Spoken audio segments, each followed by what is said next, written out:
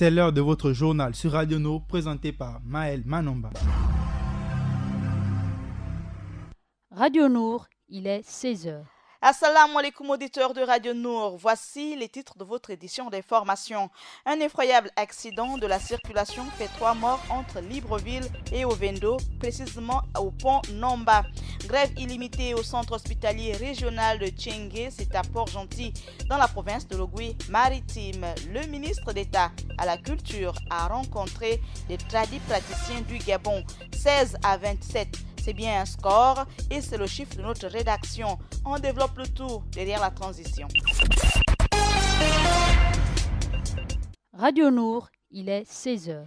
Le pont Nomba, où s'est déroulé samedi dernier le terrible accident ayant causé la mort de 3 personnes, va subir d'ici peu une cure de jouvence avec à la clé des travaux de réhabilitation destinés à renforcer la sécurité de la zone. Le gouvernement, via son ministère de l'équipement, des infrastructures et des travaux publics, a décidé de réhabiliter le pont Nomba après l'accident enregistré samedi dernier, lequel accident a été fatal pour 3 personnes, dont 2 corps seulement ont été retrouvés. La décision prise à l'issue d'une inspection effectuée dimanche 24 mars dernier par le ministre de tutelle Arnaud Calix Ngandje Alandji vise à, je cite le ministre, renforcer les glissières de sécurité et le garde-corps de ce pont très fréquenté, selon le communiqué du ministère.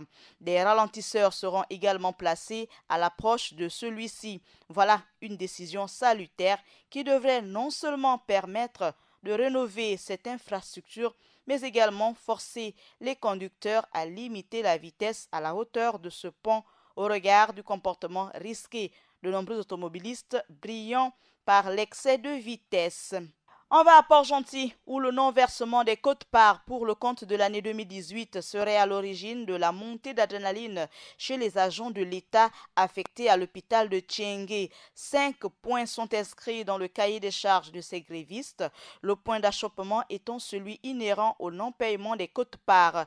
La direction générale nous explique que la subvention que l'État lui a reversée ne tombe plus depuis un bon bout de temps et donc qu'elle a dû utiliser l'argent aussi des quotes-parts du personnel pour le fonctionnement de l'hôpital. Une situation ayant duré toute l'année 2018 et que ces agents de l'État se refusent de continuer de tolérer.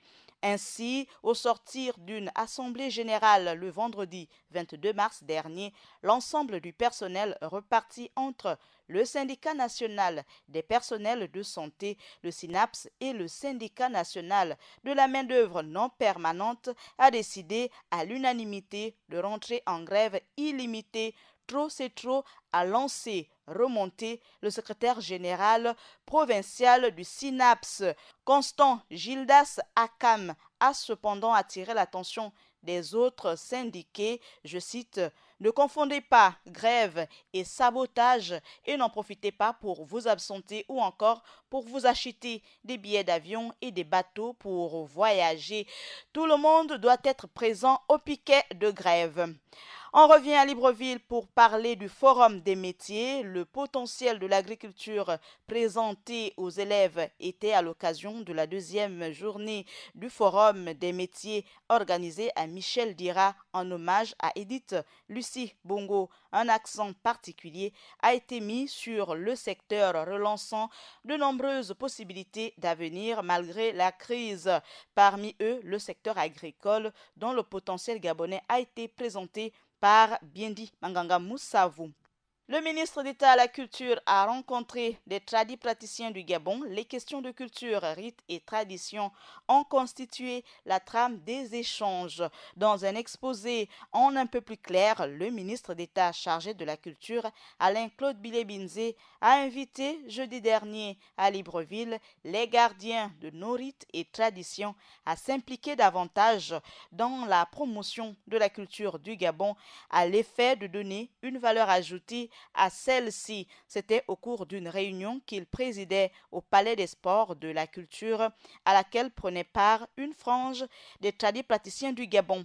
Et le chiffre de notre rédaction, c'est un score 16 à 27 pour parler de la 17e journée de rugby. Les Pitbulls relèvent la tête, les Bleus et Blancs s'enfoncent. Steve Boubanga, 3/4 centre du Racing Club du Gabon, avait raison de l'avoir mauvais samedi passé au terme de la rencontre entre le RCG et ERCO. En dépit d'un excellent match sur le plan personnel, grâce à 2 pénaltys et une transformation réussie, il a vu son équipe s'incliner face à des Pitbulls qui ont retrouvé, le temps d'une partie, leur férocité. Son expulsion à quelques minutes de la fin pour quelques mots échangés avec le corps arbitral suite à une phase de jeu est venue parachever une soirée désastreuse sur le plan collectif, sur le score final de 16-27. C'était le chiffre de notre rédaction. On dit merci à Paturel Binsa, mais surtout à Axel Kumba du côté de la technique.